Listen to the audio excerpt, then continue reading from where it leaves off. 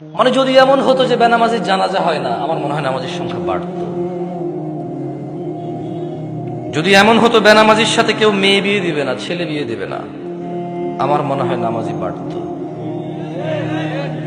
যদি এমন হতো বেনামাজির সাক্ষী গ্রহণ করা হবে না, কি গ্রহণ করা হবে না, যদি এমন হতো যে বেনামাজি ছেলে তার নামাজি বাবার সম্পদের অধিকার পাবে না,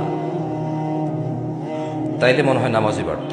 এগুলো আমি বলিনি, এগুলো মুহাম্মদ সাল্লাল্লাহু আলাইহি ওয়াসাল্লাম বলছে। বেনামাজি বেওয়ারিশ থাকে, কারো ওয়ারাসাত পায় না। বেনামাজি কি পায় না? নামাজির ওয়ারাসাত পায় না, পৈতৃক সম্পত্তি পায় না। যে ছেলে নামাজ পড়ে না তার বাপের সে পৈতৃক সম্পত্তি পায় না, ইসলামে সে পায় না। সে মারা গেলে তার জানাজার নামাজ হয় না। বেনামাজি জামাই নামাজি বউ বিয়ে টিকে না হিসেবে বাইনাল আবদি ওয়া বাইনাশ শিরকি ওয়াল কুফর তারকুস সালাহ।